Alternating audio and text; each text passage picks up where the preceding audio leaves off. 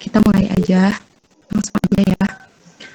Hamdan wa syukran lillah, asyhadu an la ilaha illallah, wa asyhadu anna Muhammadan abduhu wa rasuluh, alladzi la nabiyya ba'da amma ba'du. Alhamdulillah atas izin Allah kita semua dapat berkumpul walaupun melalui daring untuk melaksanakan salah satu kewajiban kita sebagai mahasiswa, yaitu berdiskusi. Adapun kami dari kelompok 2 yang terdiri dari beberapa orang. Yang pertama adalah saya sebagai moderator, yang kedua ada Sophie Nurul sebagai pemateri, ada juga Firda Syahidah sebagai pemateri juga, kemudian ada Ade Muhammad Kamiluddin sebagai pemateri juga, ada Nurul Khamisah, dan juga ada D Isfahan Nur Muharam sebagai pemateri, dan saya juga sebagai pemateri yang mungkin akan menambahkan nanti. Nah, dilanjut saja, kelompok 2 ini membahas tentang Muhammad Arkon, yang mana beliau ini adalah salah satu ahli hermeneutik di masa kontemporer. Nah, langsung saja ya, supaya tidak menghabiskan waktu banyak, langsung saja ke pemateri pertama, dipersilahkan.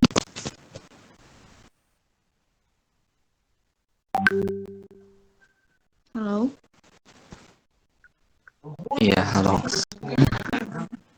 Enggak. Bisa tekan share screen juga ya. Tes terus. Jangan lupa tolong ini tolong record.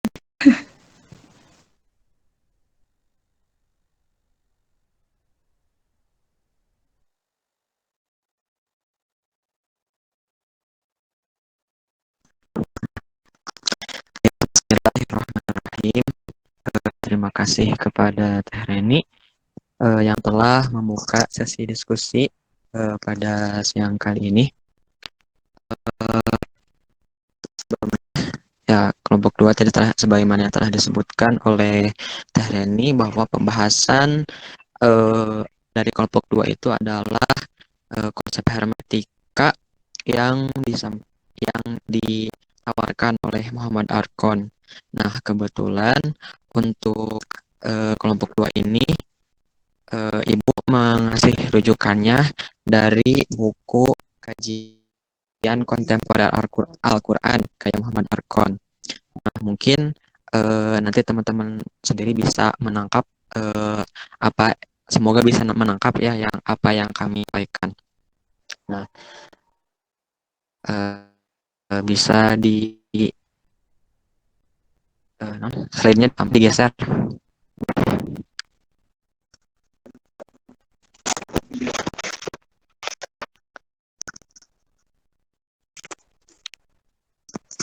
Nah,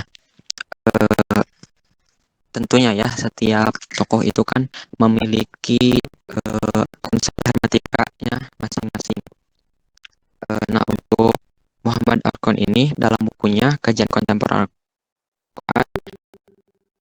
dalam pendahuluan dibahas bagaimana tentang pertama-tama dalam pendahuluan itu dibahas ya bagaimana Al-Quran itu hadir sebagai teks ilmiah yang kemudian dituntut di mana-mana, dibaca dan ditafsirkan para pelaku sosial menurut tingkat budaya dan wewenang doktrinal mereka.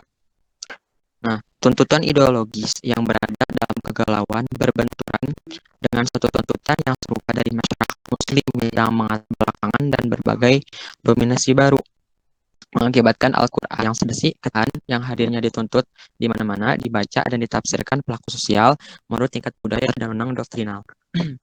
Nah, Al-Quran menjadi objek kajian ilmiah dan dalam kaitannya itu dengan linguistik, historis, antropologis, teologis, dan filosofis. Nah, next. Kemudian dalam buku yang dikarang oleh Muhammad Al-Quran itu dijelaskan mengenai ilmu-ilmu Al-Quran menurut As-Suyuti. Kenapa ya mengambil ilmu Al-Quran itu menurut As-Suyuti? Nah, di sini ada beberapa alasan ya kenapa beliau itu mengambil kenapa Al-Itqan As-Suyuti gitu ya. Pada intinya karya dari As-Suyuti ini merupakan karya yang mutakhir ya, yang ditulis oleh seorang peneliti muslim daripada karya-karya muslim yang lain. Nah, seperti halnya Subhi Solih yang menerbitkan sebuah buku ajar yang judulnya mengingatkan pada karya tulis As-Suyuti. Nah, kemudian alasan selanjutnya yaitu bahwa Al-Itqan ini, kitab Al-Itqan yang dikarang As-Suyuti ini telah menggali suatu khazanah yang begitu luas. Ia telah menyematkan banyak informasi yang mungkin bisa hilang atau selamanya tak dikenal. Nah, dalam ilmu Al-Quran atau dalam kitab Al-Itqan karya As-Suyuti ini terdapat 80 kategori, 80 judul. Nah, namun Muhammad Arqon membaginya, mengelompokkannya ke dalam 3 tema.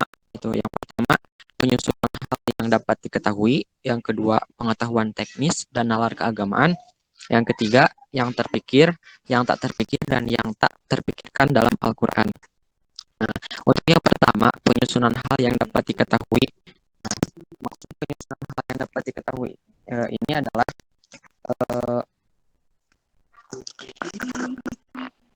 penyusunan hal yang masih menjadi landasan semua penyusunan ilmu-ilmu masa kini, yang ini diketahui oleh As-Suyuti sendiri dan bahkan para orientalis.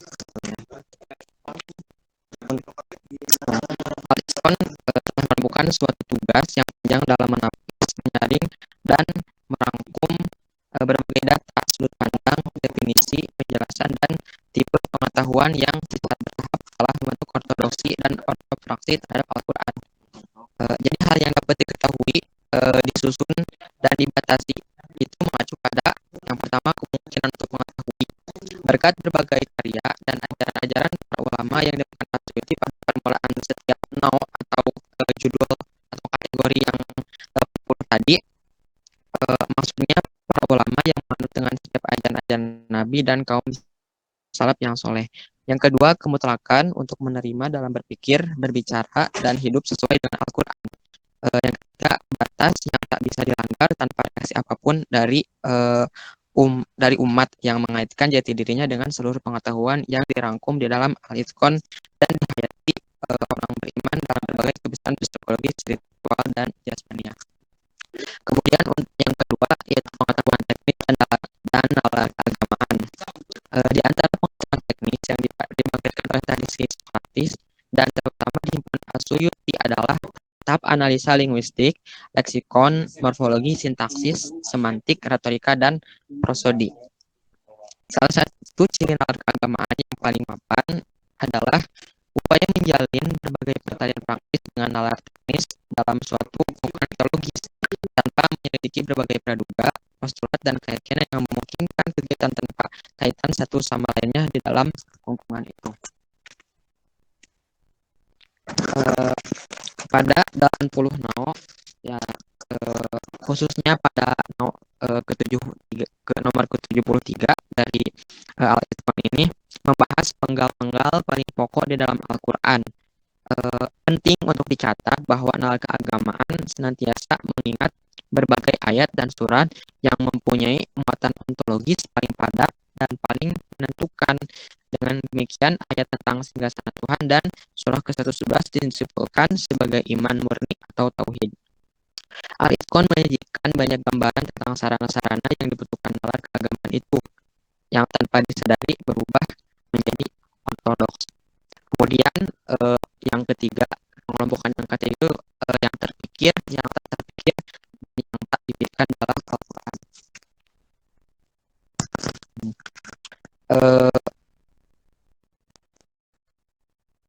Dalam aspek yang ketiga ini, Muhammad Arqon mengarah pada dua tujuan yang tak terpisahkan.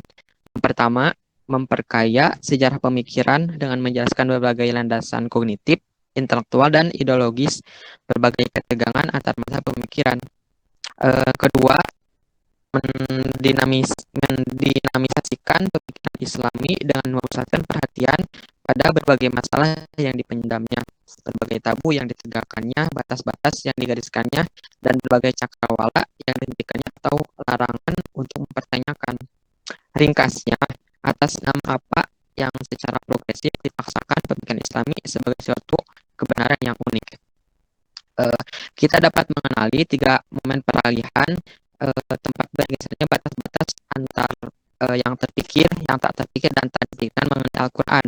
Yang pertama mengenai masa wahyu, yang kedua pengumpulan dan pembakuan mushaf, yang ketiga masa ortodoksi. Kemudian dalam buku ini dijelaskan mengenai sumbangan dan batas-batas orientalis. Membuat tafsir dan karya-karya muslim semakin menghistoriskan atau menyembunyikan berbagai masalah yang berhubungan dengan susunan mushaf dan sedimentalisasi berbagai kandungan naskah yang tak diakui. Karya-karya orientalis semakin membatasi diri secara eksklusif pada data-data positif sejarah Al-Quran setelah tahun 632 serta kontekstualisasi dan historis ayat. Next. Nah, kita masuk pada pertama dari buku Muhammad Arfan ini mengenai bagaimana mengkaji Al-Quran. Bagaimana mengkaji Al-Quran? Al-Quran adalah salah satu naskah berjangkauan universal yang begitu sering diutarakan, tuliskan, dan yang meski demikian tetap kurang dipahami. Maka dari itu, pentingnya dilakukan sebuah pengkajian terhadap Al-Quran. Nah, masalah primordial yang harus dikemukakan dan dipecahkan oleh gambar Al-Quran adalah mengetahui bagaimana mengkaji kitab Al-Quran tersebut saat ini. Nah, dalam hal ini, dalam hal mengkaji Al-Quran, yang Muhammad Arfan menghimbau membaca untuk mengkaji Al-Quran menurut kaidah-kaidah metode yang dapat diterapkan pada setiap naskah agung minimal ada 8, yaitu yang pertama tujuan dari apa ya, dari mengkaji Al-Quran sesuai kaidah-kaidah itu. Yang pertama, untuk membahaskan makna dari apa yang dikatakan sebagai secara doktrina dalam Islam dengan menyerahkan naskah Qurani dan semua naskah yang dalam sejarah negeri Islam telah berusaha menerangkannya pada satu tujuan kritik dalam meniadakan berbagai kekaburan, menjaga kekeluaran, penyimpangan, kekurangan, serta mengarahkan pada ajaran yang benar. Nah, yang kedua, tujuannya itu adalah untuk merumuskan suatu kriteriologi di mana berbagai motif yang dianalisa dapat ditemukan oleh intelijensi kontemporer. Next. Nah, kemudian dalam buku ini Muhammad Arfan agar Al-Quran bisa dikaji itu tentunya kita harus menangkap makna ya yang ada dalam Al-Quran. Nah, dalam hal ini Muhammad Arfan memberikan apa ya, pemaparan bahwa untuk mengkaji makna Al-Quran itu harus mencakup 3 momentum. Yang pertama momentum linguistik, yang kedua momentum antropologis, yang ketiga momentum historis. Next. Nah, untuk selanjutnya yaitu Al-Quran di hadapan pemikiran kontemporer. Nah, motif apa yang mendorong pemikiran untuk menaruh perhatian terhadap Al-Quran bukan hanya sebagai dokumen sejarah dan kesusastraan, namun sebagai modalitas ungkapan dan tempat sumber kesadaran semesta. Nah, melalui secara definitif mentalitas etnosentris dan berbagai teolog eksklusif, di mana wahyu, kebenaran, dan sejarah dapat dipertimbangkan dalam berbagai kaitan dialektisnya sebagai unsur-unsur yang membentuk keberadaan manusia, mereformasi kesadaran kontemporer dan berbagai bahasa yang diungkapkannya. Nah, mungkin itu adalah ketiga motif agar perhatian terhadap Al-Quran itu bukan hanya sebagai dokumen sejarah ataupun dokumen kesusastraan. Mungkin itu ya dari bab 1. Saya kembalikan kepada Alhamdulillah, terima kasih. Sebelumnya kedengaran nggak suara saya? Ada. Alhamdulillah, lanjut saja ke pemaparan materi 2. Mangga, dipersilakan.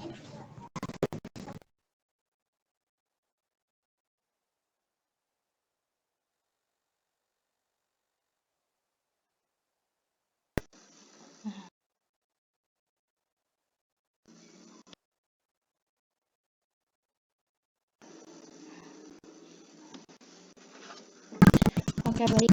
Lanjut aja. Ya, baik. Terima kasih atas waktunya.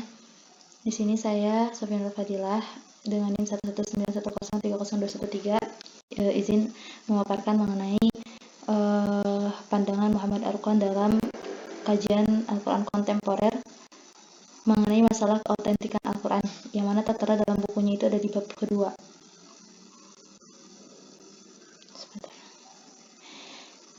Jadi sejumlah besar ayat membuktikan dengan tegas bahwa para pendengar Muhammad SAW dan terutama umat Yahudi dan Kristen menurut buku kita sendiri untuk melandasi segala pretensi yang berbicara atas nama Tuhan, menghimpun ayat-ayat untuk kemudian menghantarkan pendidikan sejarah pada suatu pijakan yang kuat adalah penting. Pada contohnya adalah sebagai ayat-ayat berikut. Yang dicontohkan dalam buku Muhammad Arqon ini adalah ayat mengenai surga. Nah, pada ayat pertama ini adalah surat Al-Isra ayat 90-93, yang mana artinya, dan mereka berkata, kami tidak akan percaya kepadamu Muhammad sebelum engkau memancarkan mata air dari bumi untuk kami. Dan mereka berkata, kami tidak akan percaya kepadamu Muhammad sebelum engkau memancarkan mata air dari bumi untuk kami, atau engkau jatuhkan langit berkeping-keping atas kami, sebagaimana engkau katakan, atau sebelum engkau datangkan Allah dan para malaikat berhadapan muka dengan kami, atau engkau jatuhkan langit berkeping-keping atas kami sebagaimana engkau katakan, atau sebelum engkau datangkan Allah dan para malaikat berhadapan muka dengan kami. Ayat yang kedua adalah Quran surat sebentar.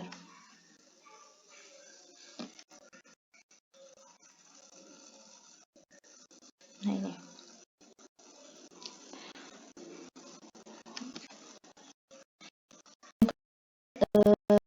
Ini lupa ditulis karena suratnya. Yang kedua adalah, dan demikianlah kami turunkan Al-Quran kepadamu, adapun orang-orang yang telah kami berikan kitab, Taurat dan Injil, mereka beriman kepadanya Al-Quran, dan di antara mereka orang kafir Mekah ada yang beriman kepadanya, dan hanya orang-orang kafir yang mengingkari ayat-ayat kami. Yang ketiga adalah, dan demikianlah kami turunkan kitab Al-Quran kepadamu, adapun orang-orang yang telah kami berikan kitab, mereka beriman kepadanya, dan di antara mereka orang-orang kafir Mekah ada yang beriman kepadanya, dan hanya orang-orang kafir yang mengingkari ayat-ayat kami. Nah, ayat di atas cukup untuk memadai untuk memaparkan peran pokok tema keautentikan Alkitab. Semuanya memungkinkan untuk mengenali pengertian konstitutif konsepsi kuno tentang kitab surga yang terbarui dan digarap kembali dalam bahasa Arab dalam Al-Quran. Dengan demikian, kita tidak akan cukup mengulang berbagai penafsiran klasik dengan hanya memeriksa berbagai informasinya dan menilai kesahihan berbagai keterangannya. Kemudian tujuan dari pengaplikasian tersebut adalah yang pertama, dialektika pembangkangan atau kepatuhan para penentang atau penganut atau orang kafir atau orang beriman yang mengharap pertemuan dengan Tuhan harus dikaji pertama kali secara historis dan tidak lagi dalam kerangka teologis.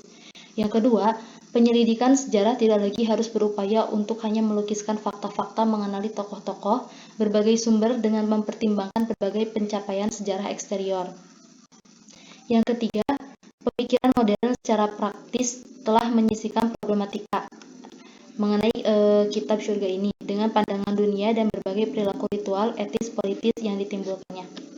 Kemudian pendekatan historis dalam dikembalikan pada kajian tiga berikut dengan cara tiga berikut. Yang pertama adalah data-data masalah. Data-data masalah itu jadi dengan mengungkapkan data-data yang tersirat dari ayat-ayat tertentu akan dapat menyumbang sesuatu pada penelitian tersebut. Karena itu perlu diingatkan kembali bahwa penyelidikan yang membatasi diri berbagai pengungkapan pernyataan-pernyataan eksplisit segera jatuh dalam historisme dan filologisme yang mengabaikan berbagai unsur fundamental penampilan yang semuanya membentuk ujaran-ujaran tersirat. Kemudian yang kedua adalah mode pengungkapan. Ketika mengamati struktur dasar pengungkapan, kita menemukan bahwa keautentikan kitab mempunyai suatu dasar yang secara esensial bersifat linguistik. Para ahli bahasa sepakat untuk membedakan dua pemakaian bahasa, cerita dan wacana. Masing-masing corak pengungkapan tersebut dicirikan dengan pemakaian bentuk-bentuk leksikal dan seperangkat Al-Quran. Dan dalam Al-Quran tersebut menggunakan cara keduanya, yaitu dengan cara cerita dan wacana. Namun, analisis mengungkapkan bahwa struktur dasar semua tuturannya adalah dialog, di mana dua sosok yang merupakan mitra secara bergantian adalah tokoh-tokoh utama atau penuturan. Nah, yang ketiga itu adalah tipe pemikiran. Pemakaian bahasa yang tipikal tersebut tidak mungkin dan tidak menimbulkan dampak-dampak mana yang diinginkan oleh penutur seandainya suatu sistem pemikiran yang sepadan diajukan.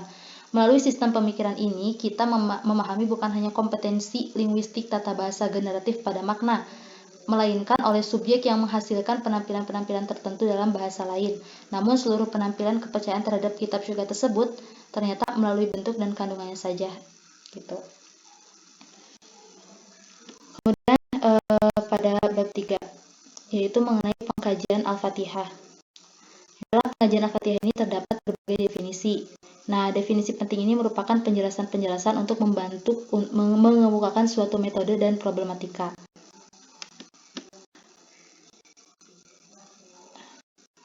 Definisi-definisi tersebut saya rangkum menjadi beberapa definisi karena memang dalam buku Arkonya itu cukup banyak, namun yang ditampilkan di sini beberapa saja. Yang pertama adalah Al-Quran adalah sebuah korpus homogen dan bukan sebuah korpus percontohan yang diangkat secara semena-mena dengan kaidah dan pengutusan yang direncanakan sebelumnya. Semua ujaran yang dikandungnya dihasilkan dalam situasi wacana yang sama. Perlu dicermati bahwa yang dimaksud situasi wacana adalah sejumlah keadaan dalam lingkungan tempat suatu tindak pengujaran, baik secara tertulis maupun secara lisan. Di sana kita harus membentangkan secara serentak lingkungan fisik atau sosial tempat tindak tersebut berlangsung. Citra yang ditunjukkan antar penutur, jati diri mereka, gagasan yang diciptakan setiap orang tentang yang lain, mencakup di dalamnya penampilan lain yang dimiliki oleh setiap orang yang selalu diingatnya, dan berbagai kejadian yang mendahului tindak pengujaran, atau terutama berbagai hubungan yang telah ada sebelumnya antar penutur, juga berbagai perubahan perkataan, tempat pengujaran disebutkan melalui pertanyaan. Kemudian selanjutnya, korpus ini terbatas, artinya di masa kini dibatasi pada jumlah ujaran-ujaran yang merangkainya, rampung dari segi ungkapan dan dari segi isi, baik itu dari berbagai metode artikulasi, dari penanda dan petanda. Yang ketiga, korpus ini juga terbuka terhadap berbagai konteks yang begitu beragam, yang ditimbulkan dan terlalu dipaksakan oleh setiap pengkajian. Yang keempat, menyatakan bahwa Al-Quran adalah sejumlah ujaran. Maka kami menaruh perhatian kembali terhadap fakta bahwa Al-Quran sudah dan tetap merupakan suatu tuturan atau parole sebelum ada sebuah naskah tertulis. Yang kelima, keseluruhan ujaran ayat tersebut merupakan serangkaian naskah pendek yang terbuka terhadap naskah global, yang merupakan seluruh ujaran dalam korpus. Dan yang terakhir, kesimpulan manapun yang dapat kita ambil mulai sekarang menyangkut berbagai penyelidikan naskah pendek dan naskah menengah dalam kaitannya dengan naskah global dikaji layaknya sebuah karya. Kemudian mengenai Al-Fatihah. Al-Fatihah sebagai proses pembentuk pengertian dan tata cara pengkajian. Al-Fatihah yang dikaji dalam kaitannya dengan naskah global menimbulkan arti-arti yang sulit untuk diuraikan sejauh mana arti-artinya terungkap secara tepat atau modifikasi berbagai maksud awal yang dikandung dalam keadaan struktur asli. Nah, 3 tata cara pembacaan mesti dilakukan. Yang pertama adalah dengan cara liturgis.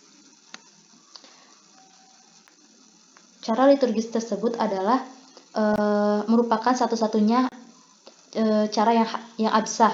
Mengulang berbagai kata-kata suci dari Al-Fatihah berarti mengaktualisasikan momentum awal di mana Nabi mengujarkannya pertama kali. Mengungkapkan kembali situasi wacana dari tujuan sikap-sikap ritual, persaudaraan spiritual dengan para penganut yang masih hidup juga dan yang telah tiada. Keterikatan pribadi setiap penganut dalam fakta yang terkait dengan Tuhan dan penghayatan dan segenap ajaran wahyu yang diringkas dalam 7 ayat pertama. Begitu. Nah, yang kedua adalah dengan cara pembacaan secara eksektis, yaitu merupakan penafsiran yang telah diikuti oleh orang-orang beriman sejak mereka mengetahui ujaran yang pertama, sehingga mereka telah menghasilkan khazanah yang kaya akan karya. Dan yang terakhir adalah bacaan menggunakan cara linguistik kritis. Yang ketiga ini adalah cara yang dijadikan untuk kesimpulan ketika dalam cara yang liturgis atau eksektis tersebut mengalami kesalahpahaman, maka akan dilakukan cara yang ketiga, yaitu linguistik kritis, yang dimana dapat menyimpulkan dari antara kedua pendapat yang menggunakan cara pembacaan secara liturgis dan eksektis. Selanjutnya, mengenai hubungan kritis Al-Fatihah sebagai ujaran. Hubungan kritis tetap merupakan suatu perenungan yang ketat yang mengharuskan suatu pengulangan kritis yang menurut pembaca dapat dikembangkan dengan subjektivitas imanen yang bekerja. Atau berarti bahwa di sini saya pun tidak dapat mengungkapkan proposisi manapun juga yang tidak mempunyai dasar yang tepat dalam ujaran. Namun, suatu pendahuluan metodologis harus diangkat dalam kasus Al-Fatihah ini. Sebenarnya ada suatu prosedur panjang berupa rekapitulasi semua pengkajian yang dipicu Al-Fatihah dalam tradisi tafsir Muslim, dan dalam rangka menentukan titik temu dan titik beda dengan pengkajian ulang modern, dan suatu prosedur pendek yang dipilih oleh para ahli semiotik aktual yang mengkaji ulang kitab-kitab suci untuk menguji validitas metodologis dan kemampuan epistemologis semiotika tersebut. Mungkin mengenai pemaparan dari bab 2 dan 3 seperti itu. Kurang lebihnya mungkin nanti dapat ditambahkan atau dipelajari lagi dari buku Muhammad Al-Kon mengenai kajian kontemporer Al-Quran. Selanjutnya pemaparan dari bab 4 yang akan disampaikan oleh kawan kami. Sebelumnya saya kembalikan dulu ke moderator, silakan. Alhamdulillah. Mohon maaf ya jika karena saya lagi di perjalanan. Langsung saja, terima kasih kepada Tesorul yang sudah menyampaikan materinya. Langsung saja ke bab 4, ke Isfahanur Haram. Maka dipersilahkan.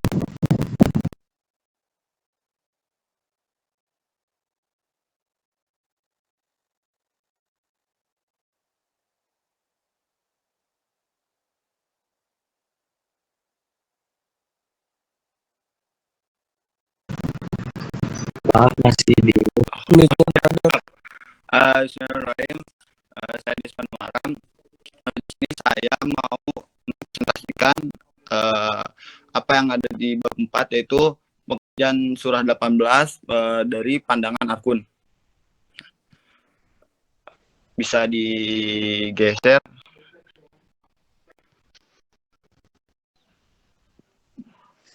Arkun memahami Al-Quran itu sebagai korpus konan, sebagai korpus atau bahasa kitanya itu mushaf yang diwahyukan berupa kalam Tuhan. Dalam proses pengkajian surah 18 ini, Arkun memakai beberapa pemahaman dia mengenai korpus yang ada pada surah 18 tersebut.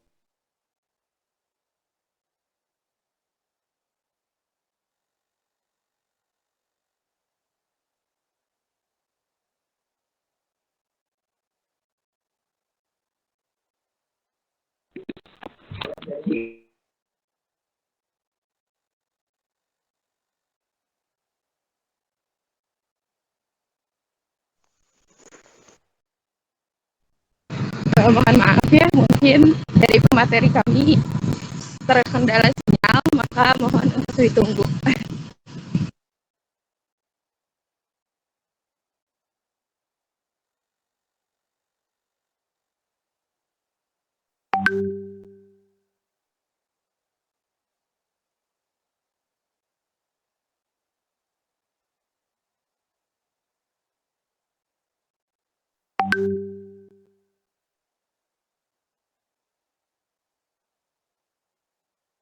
Mohon maaf tadi langsung keluar sinyalnya jelek. Dalam proses memahami tadi udah dipaparkan oleh Ade bahwa dalam pengkajian Al-Quran atau penginterpretasian makna Muhammad Arkun itu menggunakan 3 momentum.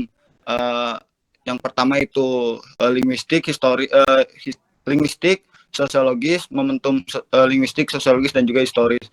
Bagaimana Arkun membawa makna asli Al-Quran atau secara otentisitas makna Al-Quran itu dari pandangan dari momentum linguistik dan juga aspek sosiologis ayat itu diturunkan, dan juga bagaimana secara historikal ayat itu diturunkan, yaitu momentum historis. Nah, dalam surah 18 Arkun membagi,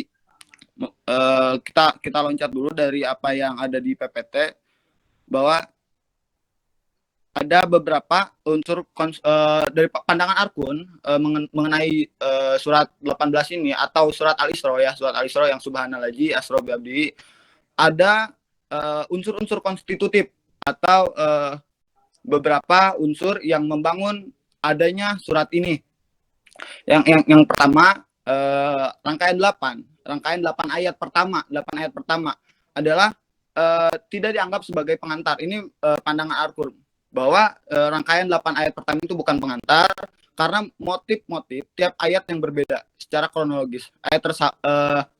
Jadi setiap ayat yang ada pada menurut pandangan Arkun yang ada pada rangkaian 8 ayat pertama adalah bukan sebagai pengantar.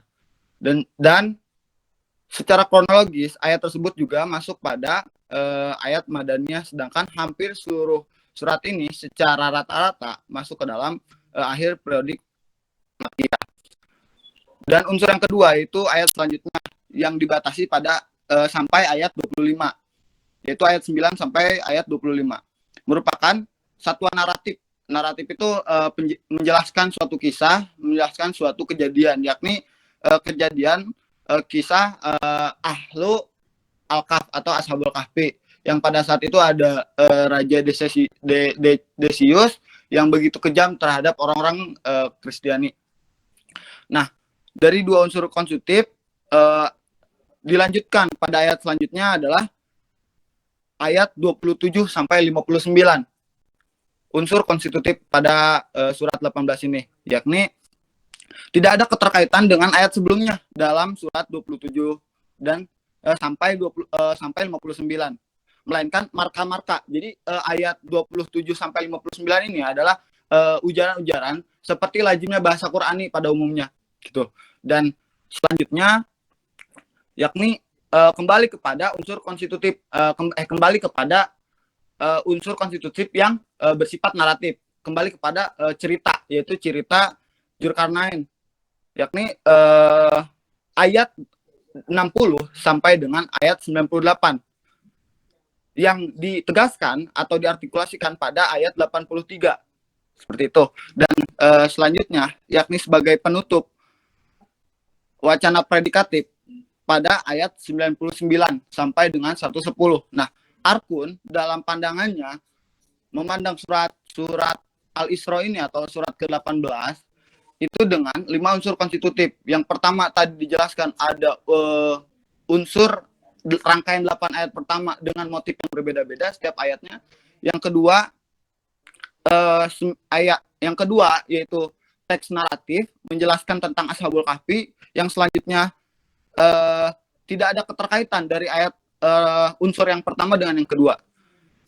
Tapi unsur yang ketiga ini merupakan lazimnya bahasa-bahasa Qur'ani menggunakan kembali yang tema-tema yang bersifat umum. Ayat selanjutnya tadi naratif sama kayak unsur yang kedua, dan yang selanjutnya adalah sebagai penutup yakni predikatif. Ayat 99 sampai pada ayat 110.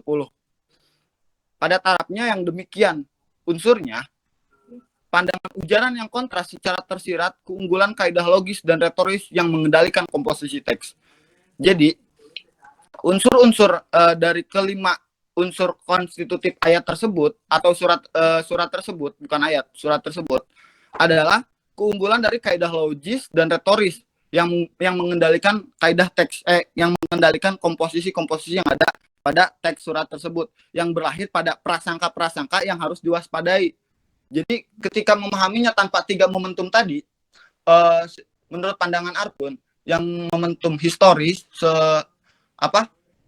linguistik, momentum sosiologi, dan momentum historis akan menimbulkan prasangka-prasangka yang harus diwaspadai, seperti halnya contoh pemaknaan kata atau pemaknaan ayat yang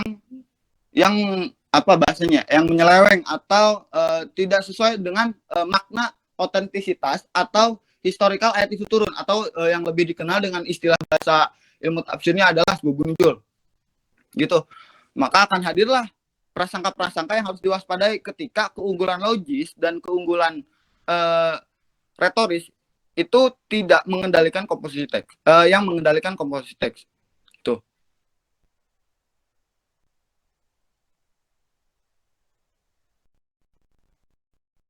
Lanjut, bahwa Arkun memahami ilmu tafsir sampai pada zaman dan tarafnya selalu tetap di bawah kungkungan.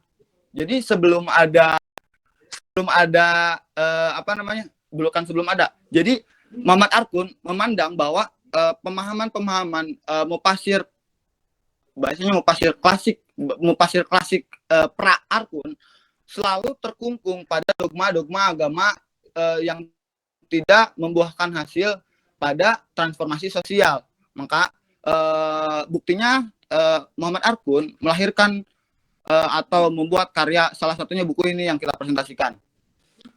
Dan ada lagi Rethinking Islam dan lain sebagainya. Juga karena keterkungkungan tersebut yang berada pada bawah ketergantungan a priori teologis Al-Qur'an, a priori itu dipahami wacana yang belum ditabrakan dengan pengalaman atau pemahaman sebuah teks wacana yang masih pada bergelut di dalam ruang-ruang pikiran. Tetap terkungkung, seperti contoh ngomongin surga, ngomongin neraka, itu yang dipahami Arkun di salah satu jurnal tentang menjelaskan surat ini. Lalu digunakan oleh para pemimpin untuk dari lahirnya tafsiran ulama klasik tersebut, dan diambillah tafsiran dari ulama klasik tersebut. Ini menurut pandangan Arkun ya, bukan menurut pandangan aku. Diambillah tafsiran tersebut untuk melegitimasi kelanggengan kekuasaan yang bisa dikatakan dolim dari pandangan Arkun. Bermula pada kajian naskah yang karakteristiknya yang tak terpecahkan, gitu. Baru dari unsur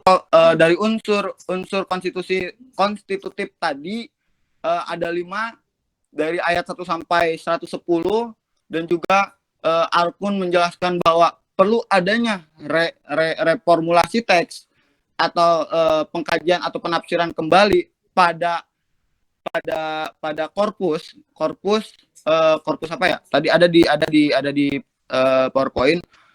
Korpus apa ya? Korpus nanti di cross check di PPT. Korpus itu harus direformulasi kembali, harus dipenafsiran kembali, karena terkungkung pada penafsiran-penafsirannya hanya berkutat pada ruang-ruang a priori, bukan pada ruang a posteriori. Seperti itu.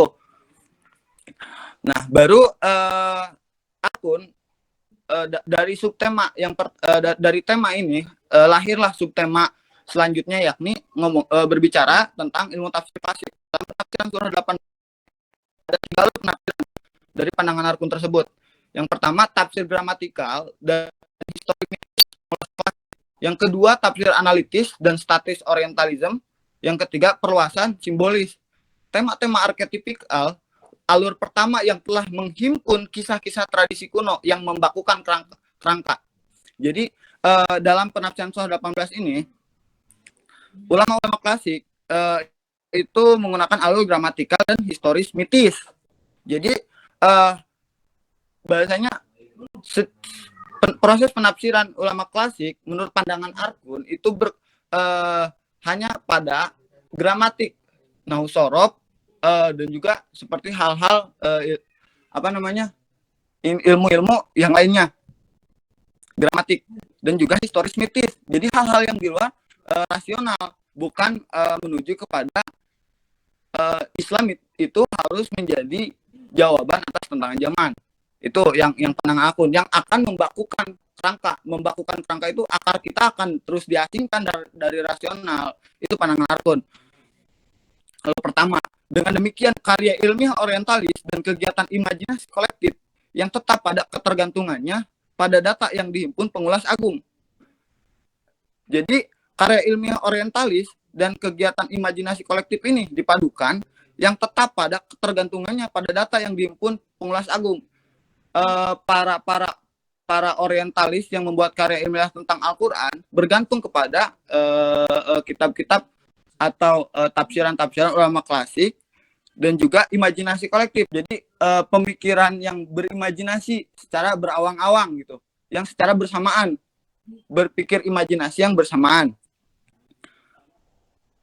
Seperti itu yang dihimpun oleh pengulas agung. Pengulas agung di sini maksud arkun pengulas agung di sini adalah pengulas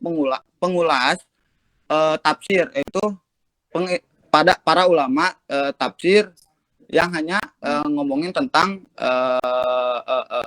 surga, pahala dan beriman, tapi tanpa ada kontekstualisasi pada realita itu. Dan pada akhirnya kecenderungan itu memaksakan berbagai model kognitifnya, dan model-model yang ketat ini mengacu baik pada tema historis transenden ataupun yang lainnya. Dan jadi dari alur pertama ini sampailah pada alur ketiga, yakni peluasan simbolis, yakni maksudnya kecenderungan itu memaksakan berbagai model kognitifnya, apapun bentuknya, dipaksakan kaidah-kaidah pikiran atau kaidah-kaidah logik itu dipaksakan untuk disesuaikan dengan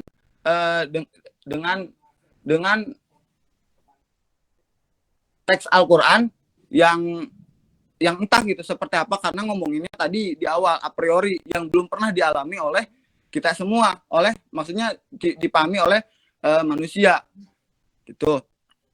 Nah, sasaran arkun dalam penafsiran, arkun mempunyai sasaran dalam proses penafsiran terkhusus pada surat 18 ini, yakni yang pertama mengungkap sejarah secara lengkap tentang masyarakat yang berada di bawah kekuasaan wacana norma-norma Al-Quran.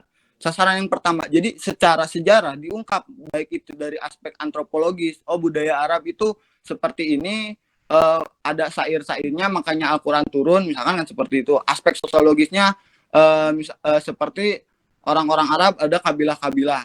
Arkun dalam sasaran penafsirannya itu mengacu kepada sasarannya seperti itu, atau dikatakan sasaran penafsiran arkun ini sasaran ganda. Yang pertama tadi mengungkap sejarah dari tentang masyarakat yang berada pada naungan pada kekuasaan. Jadi Al-Quran itu ketika turun melalui Nabi dari pandangan arkun ini ada di arkun bab 4 tentang penafsiran surat 8. Jadi arkun ini dari sasarannya ini diringkas bahwa pada satu pemikiran masyarakat Islam itu di bawah kuasa norma-norma Al-Quran. Jadi ketika Al-Quran berbicara dipahami sebagai teks dan ditafsirkan oleh Muhammad sebagaimana adanya, tanpa ada seperti misalkan Umar bin Khattab menjemahkan tarawih, misalkan kan kalau tarawih itu kan nggak ada di Al-Qurannya, misalkan kan contoh seperti itu. Ada inisiatif atau kesadaran yang secara organik tanpa mekanik gitu. Organik itu maksudnya secara sadar tanpa disuruh-suruh gitu untuk berpikir, tapi kesadaran yang dipikirkan atas perenungan teks-teks Quran. Jadi sasarannya tadi yang pertama, sasaran akun dalam penafsirannya mengungkap sejarah secara lengkap, baik itu aspek tadi yang dikatakan pada bab pertama ada itu momentum historis dan sosiologis. Kalau linguistik itu pasti dalam proses penafsiran Al-Quran. Yang kedua, menyerahkan antropologi masyarakat pada masanya terhadap informasi yang diwahyukan. Jadi biarkan sasaran yang kedua ini antropologi atau keadaan sosial budaya masyarakat Arab pada saat wahyu itu diturunkan, biarkan, tapi ditarik benang merahnya atau konteks yang ada pada ayat tersebut. Itu bagaimana dikontekstualisasikannya gitu kan. Itu dari terus prinsip yang dipakai dalam pembacaan Al-Quran ada beberapa prinsip yang dipakai dalam proses penafsiran Al-Quran, yaitu keseluruhan wacana Al-Quran yang dirangkai dalam pusaka.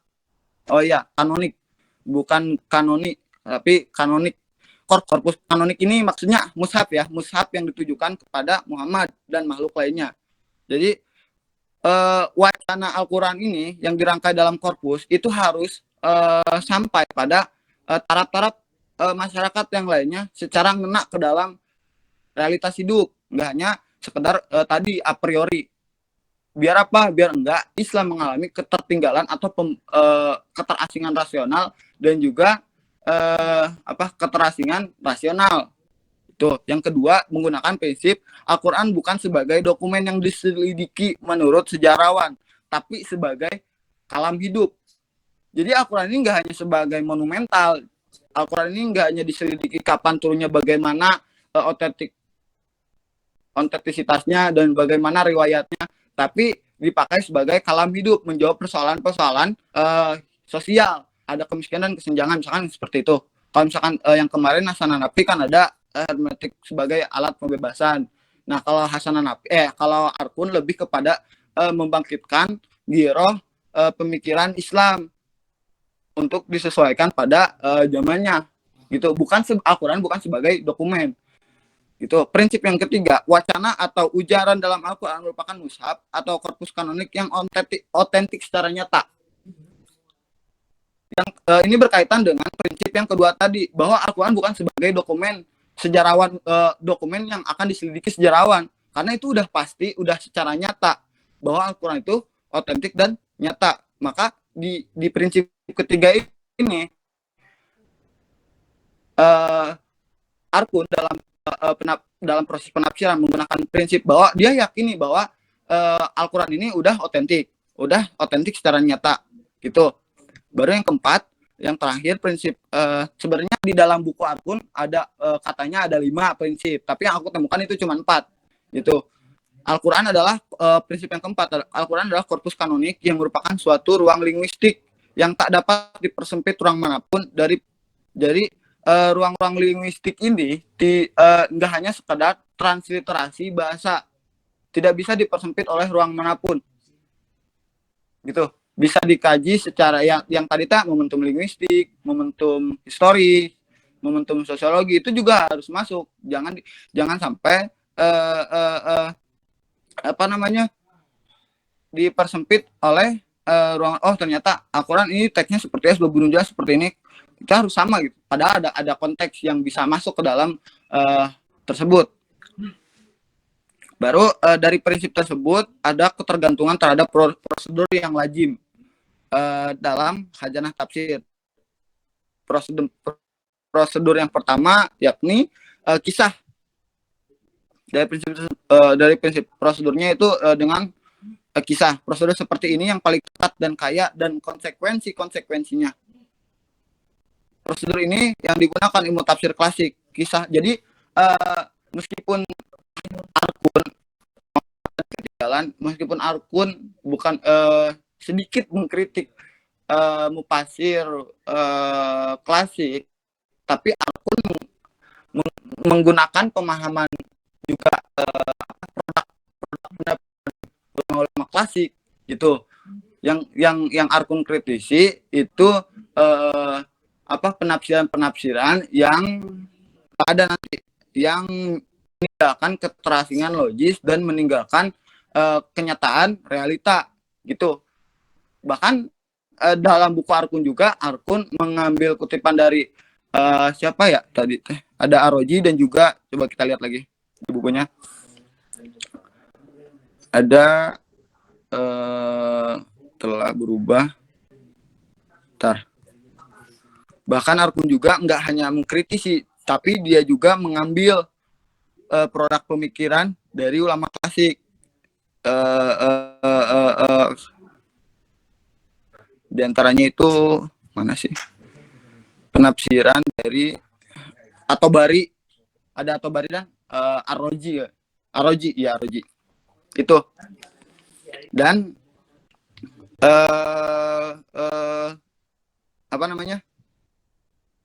dari kisah tersebut ada yang namanya kisah kerangka dari prosedur tersebut ya, kisah kerangka. Nah, kisah kerangka itu dijelaskan oleh Arkun adalah aku nggak mengutipnya. Kisah kerangka mana ya? Kisah kerangka. Bentar. biar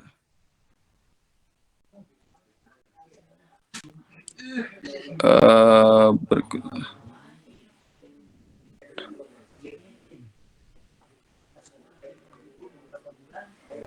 Nah, kisah kerangka yang dimaksud oleh Arkun adalah segala hubungan yang kurang lebih dicatat dari suatu episode nyata atau diimajinasikan dari kehidupan Nabi sebagaimana ia telah membentuk kerangka ruang waktu dari perwujudan fakta Al-Quran. Jadi kisah kerangka ini diambil kisahnya, digunakan kerangka apa yang ada dalam kisah tersebut, atau bisa disamakan dengan biasanya disandingkan dengan konteks kisah tersebut. Misalkan kisahnya Ashabul Kahfi, kan ini ngomongin surat 18. Nah, dalam kerangka ini ternyata yang dijadikan kisahnya itu Ashabul Kahfi dan menggunakan kerangka kedoliman Raja Decius atau nggak tahu ya, Raja Decius ke-7, dan satu seekor anjing itu adanya kedoliman raja tersebut. Itu yang dimaksud kisah kerangka Hasanan Nabi, siapa? Arkun. Begitu. Dan prosedur yang tadi pertama kisah yang menghasilkan kisah kerangka, dan yang kedua jiwa dan kerja budaya atau sosiologi serta makna setiap kata. Nah, jadi budaya, makna sebenarnya kembali lagi kepada yang tadi sih, ke yang dipresentasikan oleh Ade, yaitu kembali kepada linguistik, sosiologis, dan historis. Itu sih yang menjadi pokok penting.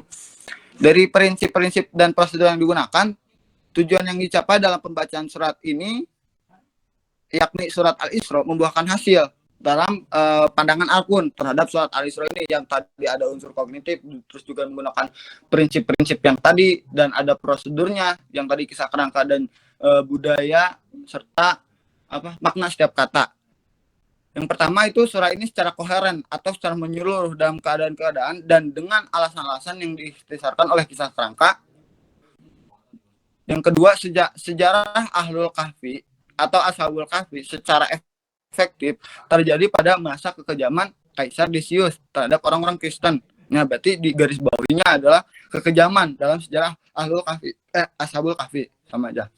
Yang kisah kedua yaitu ada yang tadi nggak dibahas, seharusnya dibahas pada kisah kerangka, yakni dalam surat Al-Kahfi ini ada yang namanya Musa, tapi pandangan Arkun ini Musanya yang disamakan oleh Nabi, dan juga ada muridnya yang disamakan oleh Yusa itu. Dan yang keempat, dalam kisah ketiga ada pengidentifikasian raja tersebut, raja yang dijelaskan oleh pada sebelum akhir, atau unsur konstitutif yang keempat, yaitu Raja Zulkarnain, yang diartikulasikan atau yang ditegaskan pada yang dijelaskan pada ayat 83 gitu mungkin dari terima kasih. Kalau misalkan ada yang kurang atau ada yang kurang tepat atau ada yang pembaca Arkun juga yang mengamati Arkun, boleh ditambahi atau direspon nanti di akhir. Alhamdulillah, terima kasih kepada Di Isfahan yang sudah memaparkan materinya. Bagaimana teman-teman? Cukup pusing ya? Gak apa-apa, sebenarnya kami pun sama gitu. Langsung saja ke pemateri selanjutnya, yaitu saya. Dan untuk di bab 5 ini ada saya sama Teh Nurul Khomisah. Nah, sebelumnya dari saya dulu terkait mungkinkah kita membicarakan tentang pembicaraan dalam menyusun konsepsi supranatural. Pemikiran Kristen mengarah pada dua tujuan, yaitu meninggalkan legenda rakyat yang menggunakan tahayul, yang kedua memasukkan kemampuan superior pertalian rasional yang dicaci iman, dan realitas-realitas yang biasa. Nah, jadi kenapa gitu? Di sini disebutkan dulu sebelumnya Kristen gitu. Karena mungkin Arkon ini melihat kita mengambil pengertian dari mukjizat itu sendiri dikaitkan dengan kitab Injil gitu. Bagaimana mungkin pemikiran Kristen itu di dalamnya kan terdapat istilahnya itu itu seperti Islam. Nah, jadi mukjizat itu terus lanjut lagi teh.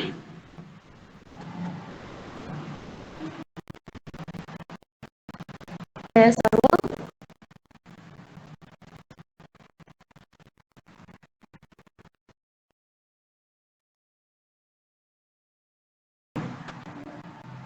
Ada teh, kedengaran. Ada.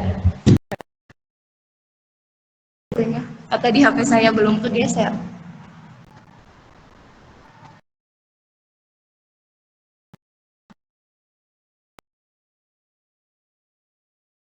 Mukjizat kesusastraan lebih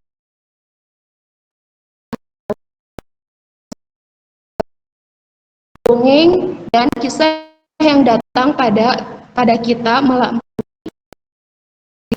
mengabaikan dan menguasakan diri terhadap kesan-kesan yang menyenangkan juga mencekam. Nah, di sini sebenarnya sudah dapat disimpulkan gitu bahwa kita membicarakan tentang mukjizat Al-Qur'an di dalam Al-Qur'an ya, dari tadi itu narasi tadi sudah jelas sebenarnya selalu ada kemungkinan gitu. Al-Qur'an itu kan mukjizat gitu ya. Namun mukjizatnya memang dalam konteks ya, buktinya banyak para ulama gitu ya, entah itu seperti para orientalis Al-Quran, mengkritisi Al-Quran. Nah, bukankah itu bisa jadi salah satu dari kemukjizatan Al-Quran itu sendiri gitu. Jadi banyak akal yang menafsirkan gitu. Sebagaimana mata kuliah kita itu ilmu hermeneutik gitu. Dan pada pembahasan ini membahas tentang bagaimana pandangan seorang muslim yang beliau itu adalah salah satu ahli hermeneutik di zaman kontemporer ini gitu. Nah, terus lanjut lagi, sepanjang kita mempunyai petunjuk mengenali kehadiran aksidental dan dari tipe mukjizat tertentu, akan selalu ada kemungkinan untuk membicarakan mukjizat dalam Al-Quran. Nah, jadi jelas sebenarnya jika bertanya apapun yang didahului oleh apakah ada kemungkinan, ya tentu akan selalu ada kemungkinan gitu. Maka begitupun dengan Al-Quran, jika membicarakan di Al-Quran itu membicarakan tentang mukjizat Al-Quran, ya kemungkinan akan selalu ada. Nah, terus karena Al-Quran adalah bahasa keagamaan, maka metode yang digunakan adalah metode analisa linguistik dan kesusastraan. Nah, kalau di bahasa diistilahkan itu metode analisa linguistik itu ya berdasarkan ilmu nahwu dan sorob, kemudian mungkin sastra gitu ya, sastranya itu adalah balaghah gitu. Nah, perlu kita ketahui lagi bahwa Al-Quran itu adalah bahasa keagamaan, kan dia itu adalah teks yang berasal dari Allah, yang dimana tidak langsung diberikan kepada Nabi Muhammad, tetapi melalui malaikat Jibril gitu ya. Mungkin teman-teman di sini pun sudah tahu gitu mengenai definisi apa mukjizat itu sendiri gitu. Nah, mungkin dari saya cukup sekian, mungkin akan dilanjut oleh Teh Nurul Khamisah. Mangga dipersilakan.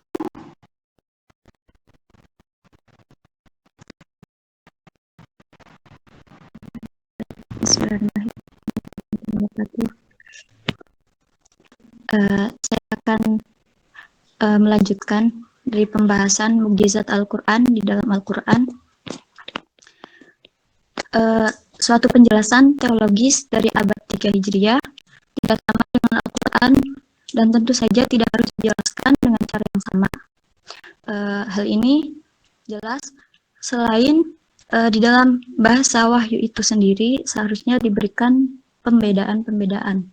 Karena Al-Quran adalah suatu jenis wacana yang berbeda dengan wacana wahyu lainnya.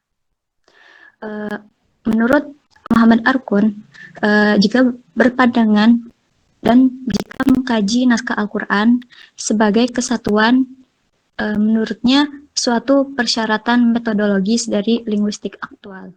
Namun, mematuhi suatu pendirian Muslim ternyata memang benar bahwa ada suatu hukum Muslim dan bahwa orang telah mengisolir sejumlah ayat legislatif tertentu dalam Al-Quran.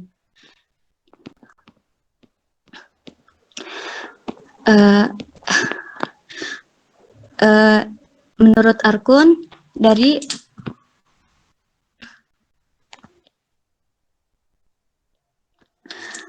telah melakukan pengkajian tentang Al-Fatihah dan bahwa menurut sebagian besar pengulas surah tersebut tidak hanya mengandung keseluruhan Al-Quran, namun semua wahyu yang diturunkan kepada manusia dan lain sebagainya.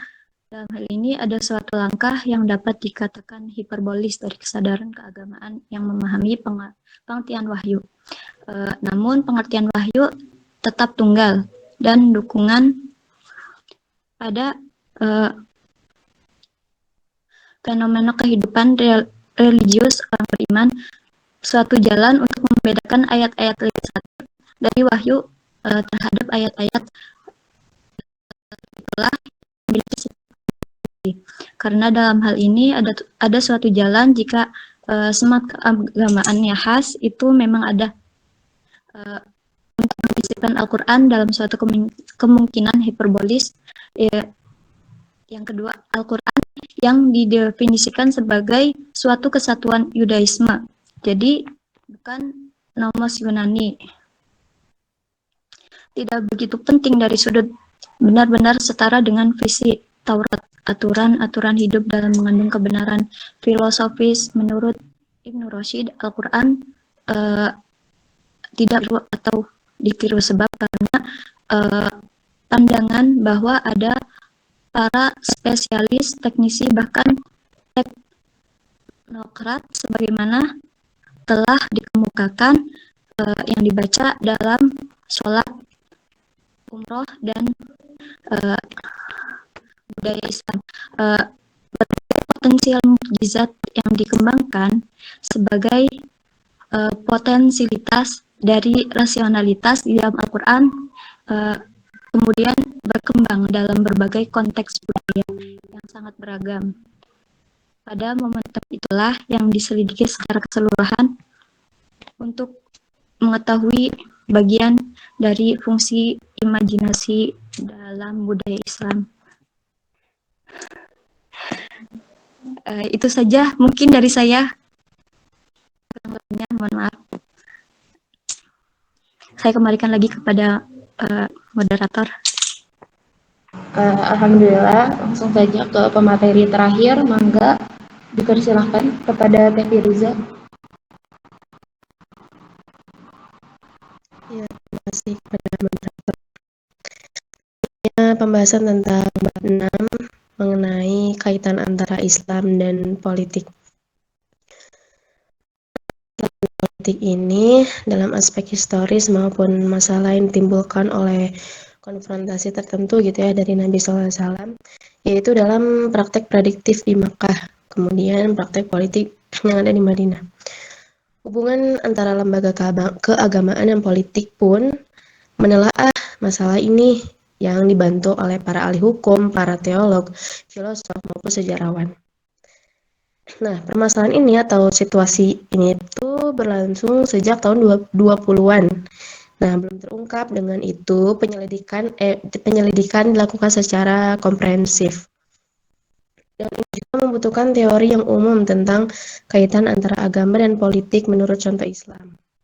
Dan ada pun strategi yang menjadi titik berat. Yang pertama, menarik perhatian penelitian dan pemikiran modern yang seringkali dibahas bahwa Islam itu adalah suatu agama yang terpisah. Yang kedua, menggunakan paparan tersebut untuk melakukan kontraksi terhadap pemikiran agama dan politik. Selanjutnya, ada kaitan antara agama dan politik menurut Al-Quran. Tidak terlepas adanya yang karenanya kekuasaan politik ini menyatakan bahwa kekuasaan yang muncul di bumi Islam pada tahun 632 berlandaskan ajaran-ajaran Al-Quran dan Nabi. Nah, serta terbentuk sevisi yang sesuai dengan Islam sebagai agama atau din, negara atau daulah, dunia sekuler atau dunia. Selanjutnya, pembahasan tentang haji dalam pemikiran Islam. Ini pembahasannya ada tentang problematika haji, dialektika haji atau kesadaran Islam, terus ada ketegangan kehidupan religius, pemikiran ilmiah. Yang pertama itu kita bahas tentang problematika haji. Ilmu budaya dalam problematika itu termasuk dalam fakta keagamaan juga menjadi salah satu faktornya dalam problematika haji. Tetapi ilmu budaya masih belum mengatasi sanggahan utama gitu dari agama-agama yang menganggap bahwa Allah itu sebagai satu wujud yang hidup, mencipta tanpa kaitan apapun dalam batas aktual pengetahuan manusia. Semua penjelasan ilmiah yang upaya memecahkan masalah ontologis tercurahkan baik dalam apologi maupun wacana reduktif. Selanjutnya ada dialektika haji atau kesadaran Islam. Yang harus digarisbawahi dalam pembahasan dialektika ini itu adalah hubungan dinamis antara semua perilaku ritual dan kesadaran penganut. Dari sudut pandang yang antropologis, psikobudaya dan sosiopolitik muncul dalam konteks yang disebut dengan pagan dan dalam konteks monoteis. Nah, di sini juga ada tahap dan tingkat-tingkatan. Yang pertama, ada haji pagan, suatu ruang eksistensial tertutup. Letak geografis Mekah itu dulu menjadi tempat perlintasan gitu ya bagi jalur yang menghubungkan antara Arab Selatan dengan Utara sampai ke Irak, Syria, dan Palestina. Dan ini juga merupakan tempat sumber air Zam-Zam yang di dalamnya juga banyak kisah-kisah yang berhubungan dengan Nabi Ibrahim. Pelembagaan haji yang khas Arab kecil atau umroh gitu ya dan haji besar dan pertumbuhan kota Mekah berkaitan dengan sejarah yang ada di bawah tekanan bangsa Arab Selatan. Suku-suku Arab Tengah itu berusaha mendekati. Nah, mereka itu saling bertemu dalam suatu wilayah yang aman. Yang kedua ada haji di dalam Al-Quran, perubahan pada ruang eksistensi. Dasar linguistik perubahan tatanan eksistensial menjadi tatanan eksistensial dalam ayat-ayat yang berhubungan dengan haji di dalam Al-Quran.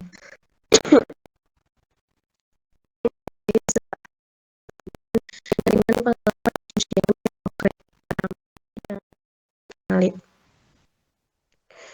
yang ketiga ada haji dalam syariah, literalisme, ritualisme, dan spiritualisme. Yang pertama itu ada haji yang dikodifikasi kembali pada ruang eksistensial tertutup. Wacana Yudiris melakukan sejumlah pemindahan yang menentukan dibandingkan dengan wacana keagamaan. Dijelaskan mengenai pertaruhan pemindahan itu dalam memahami secara benar ketegangan ekstrem yang kemudian berkembang antara partisan haji legal atau syar'i dan pembela haji spiritual atau akli. Yang kedua ada haji spiritual atau ekspansi imajinasi. Seorang pemikir muslim yang sangat tegas, Abu Hayyan atau Hiyat telah menulis sebuah karya gitu ya, namun disayangkan telah rusak dengan judul yang sangat dengan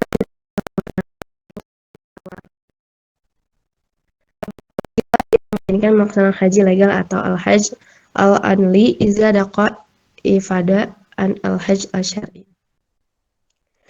Selanjutnya ada ketegangan kehidupan religius atau pemikiran ilmiah.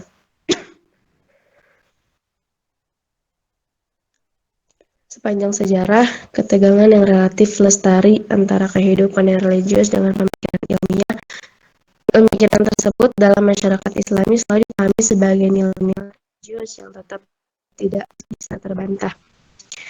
Pemikiran ilmiah telah menunjukkan argumen-argumen gitu yang menentukan untuk mendukung kebenaran ajaran Al-Quran dan Muhammad SAW. Adapun contoh dari berbagai situasi yang cukup rumit yang menyangkut tentang haji. Yang pertama, berbagai signifikasi profan haji aktual. Fungsi profan haji terus dikembangkan untuk menjangkau berbagai spektakuler dipimpin oleh Amir Al-Hajj atau disebut dengan ketua perjalanan suci kalau yang di buku ini gitu ya. Dari segi politik, haji adalah suatu kesempatan tahunan gitu ya untuk memperkuat kohesipan Islami yang selalu ditegaskan dan diharapkan dalam berbagai pertemuan, kongres, seminar yang diadakan di mana-mana. Dengan haji juga negara Saudi ini mendapat kehormatan gitu ya dalam situasi tersebut. Nah, dengan itu kelompok pemimpin meminta untuk mendapatkan fasilitas bagi para peziarah. Jadi kan dari segi politik, dari segi ekonomi itu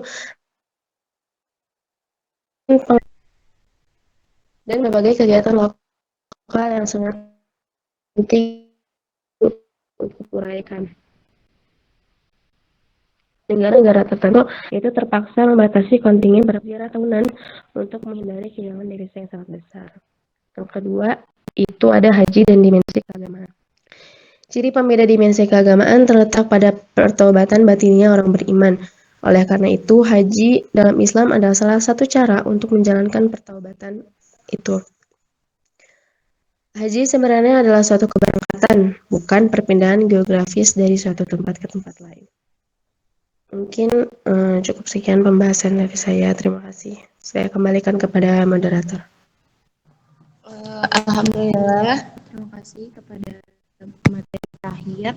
Juga saya haturkan terima kasih juga kepada para pemateri yang sudah menyampaikan materinya dan yang lainnya yang masih bertahan mendengarkan walaupun mungkin tidak langsung paham gitu ya, karena teman-teman perlu kita ketahui bahwa dalam ilmu itu memang membutuhkan proses gitu, tidak bisa langsung, maka nikmatilah gitu ya proses itu. Alhamdulillah sesi penyampaian materi sudah beres, langsung saja karena masih ada waktu ya, kita batasi sesuai dengan jadwal sampai 14.40. Mungkin ada waktu lagi 7 menit, barangkali ada yang ingin bertanya, diperbolehkan. Yang masih kurang paham boleh ditanyakan gitu. Atau belum paham semuanya ya nggak apa-apa. Mangga.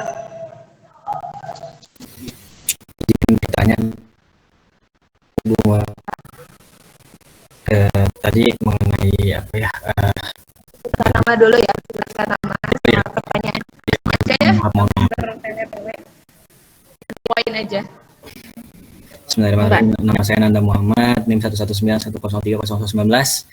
Ingin bertanya tadi mengenai bab 4 ya, tadi pemateri mengutarakan atau menjelaskan mengenai menghindari prasangka-prasangka gitu. Di sini tuh prasangka seperti apa ya gitu. Kalau tadi tidak salah mendengar gitu saya ya. Mohon penjelasan ininya, penjelasan mengenai prasangka seperti apanya. Mungkin sekian. Terima kasih. Ya, mohon maaf. Ada lagi yang mau bertanya?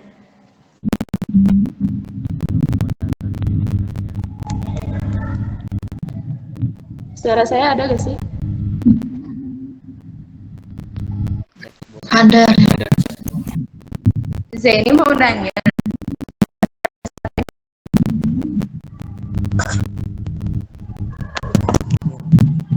Perkenalkan, nama saya Jenny Anwar dari Suaranya kecil. Cek. Ada suara. Bentar ya, ini takut dari HP saya nih.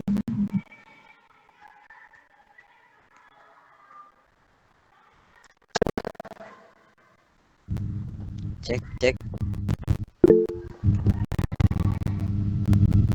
Suaranya kecil mungkin. Ya, langsungin. Boleh diketik aja.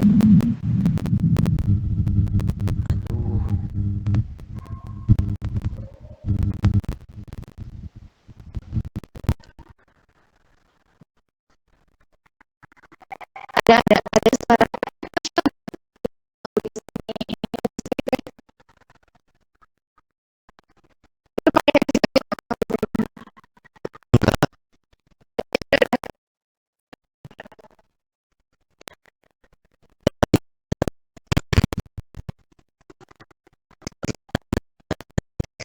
kelas 6E NIM 11910302334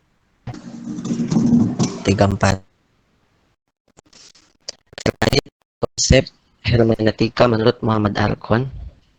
Tadi dibahas tentang humaniora atau disebutkan juga pada yang antropologis. Yang saya tanyakan relevansi untuk zaman sekarang gitu ya. Kita sebagai pemuda milenial itu bagaimana sih? Itu. Yang kedua, dan tadi juga disinggung terkait linguistik. Nah, apakah ada gitu dari para pemakalah ataupun pemateri contoh-contoh dari hasil penelitian Muhammad Arfan terkait Al-Quran itu sendiri dalam konteks linguistik itu? Ya, terima kasih.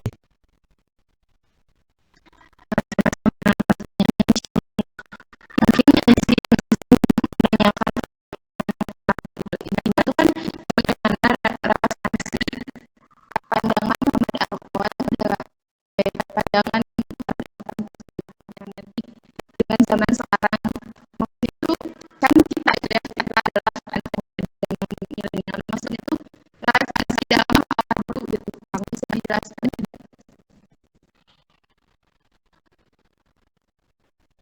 Hal ya, Oh, ya. Terima kasih. Bagaimana teman-teman dari semuanya? Ada yang mau menjawab dulu? Bagaimana?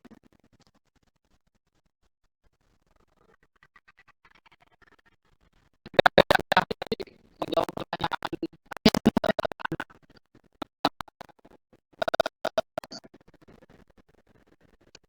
prasangka-prasangka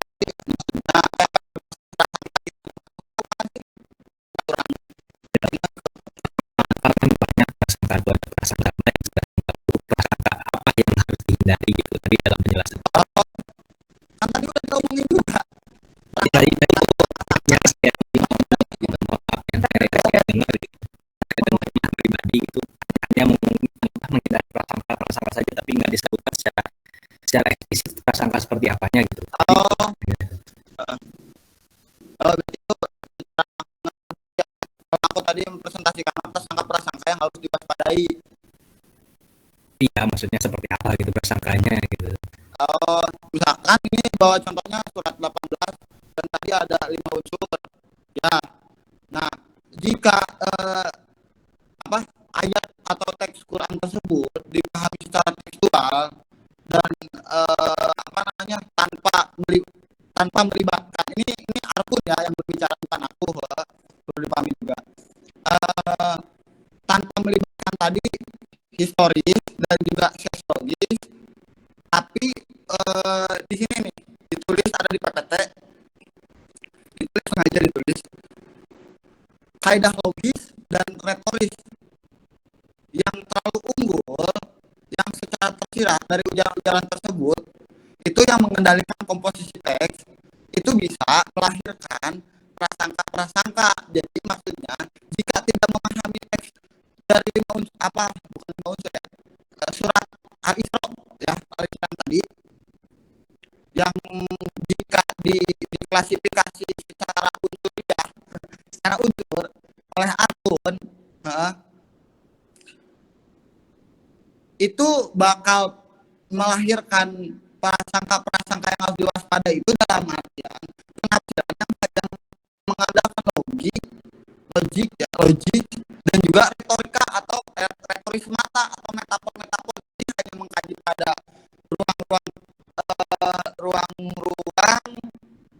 misalkan transitasi bahasa kan gitu, nggak dibawa secara historik kenapa ayat ini turun gitu, atau apa muncul, terus juga secara kondisi masyarakat Arab pada saat Muhammad mendapatkan wahyu tersebut. Jika tidak memperhatikan itu ya kata Arbun, yang hanya mengandalkan linguistik, kalau tadi pertanyaan bagaimana contoh penafsiran linguistik dari Arkun, banyak merenya, tapi aku nggak tahu karena di bukunya nggak ada. Nah ini menjawab pertanyaan Anda dulu, maka akan melahirkan pemahaman atau produk penafsiran yang hanya sekedar tekstualis. Oke, dan ini produk penafsiran ini atau produk pemikiran ini atau bahkan proses penafsiran ini harus diwaspadai karena apa namanya, tidak dikaji secara mendalam ngomongin historisnya gitu, bro. Misalkan ya yang contoh umum gitu ya, contoh ya, proses pengertian jadullah kan gitu, jadullah pasti ya ini tahu lah itu bagaimana dari segi balagona gitu ya, Johar Maknun gitu ya, Jain Anwar itu pasti ditakwilkan kan itu seperti dipahami secara teks itu akan melahirkan prasangka kita terhadap Allah. Oh berarti Allah punya tangan gitu, ketika Allah punya tangan berarti sifat Allah yang mukhalafatul itu terbantahkan, maka kan itu prasangka yang hadir atas pemahaman tekstualis kan kayak gitu. Maka pemahaman yang berbeda itu harus diwaspadai begitu. Kumaha? Berarti inti nama kemernya hindari prasangka yang apa tidak memicu kepada non tekstualis saja itu dan juga apa prasangka yang tidak objektif meren. Jadi jadinya nggak objektif lah kan kalau nggak ini. Sebenarnya Arkun mah berbicaranya kalau Arkun berbicaranya dari unsur tersebut pada karakternya yang sebenarnya ya harap unsur-unsur tersebut. Ujaran yang kontras tadi kan yang 5 ya, ujaran itu apa ya, nyamaya atau teks wacana gitu ya, wacana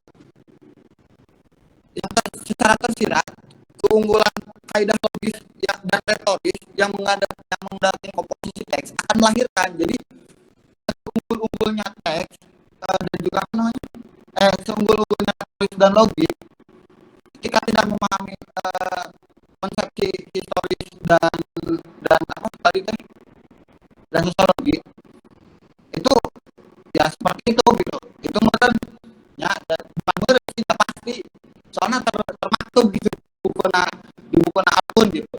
Ini ngomongin pemikiran akun ya, bukan pemikiran aku ataupun kelompok 2. Teman-teman, karena kita menyepakati sampai 14.40, mohon maaf kita tapi terima kasih kepada De Isfahan yang sudah menjawab, yang sudah bertanya, tapi tenang nanti kami jawab lewat grup nanti jawabannya menyusul insya Allah. Sudah lebih 4 menit, mohon maaf sebelumnya karena tidak tepat waktu, mungkin karena memang pematerinya banyak dan pembahasan tentang ini tuh cukup membutuhkan waktu gitu. Nah teman-teman mungkin sekadar apa ya dari saya pribadi, teman-teman ketika kita belum memahami sesuatu hal ya udah kita baca aja berulang gitu. Mungkin dari bacaan kita yang kedua ataupun ketiga atau bahkan ke-10 kita baru paham, ya nggak apa-apa gitu. Ketika Al-Quran pertama kali turun juga kan disuruhnya ikro gitu ya, baca. Jadi ya udah kalau nggak paham jangan dibikin pusing gitu. Berarti akal kita main gitu ya, otak kita berarti berpikir gitu. Kami dari kelompok 2 mohon maaf apabila banyak kekurangan gitu. Kami sama-sama belajar, ditutup saja dengan iya gak apa-apa bertanya juga bisa ya, bertanyanya ke orang yang lebih paham gitu. Toh di sini juga kan teman-temannya juga ada yang belum paham gitu. Karena udah di situ bergunanya ruang-ruang dialektis untuk menghasilkan pemahaman dari bacaan yang kita baca gitu mungkin. Ya, nah gitu, sip, bagus banget. Anak organisatoris sekali Anda, Masya Allah. Itu saja ya. Mohon maaf, sekali banyak kekurangan dari kelompok kami. Astagfirullahaladzim. Walhamdulillahirabbil alamin. Allahumma wa bihamdika asyhadu an la ilaha illa anta astaghfiruka wa atubu ilaik. Terima kasih semuanya. Semoga barangkali ada yang mau melanjutkan aktivitasnya. Oke, hatur nuhun atas jawabannya. Baca.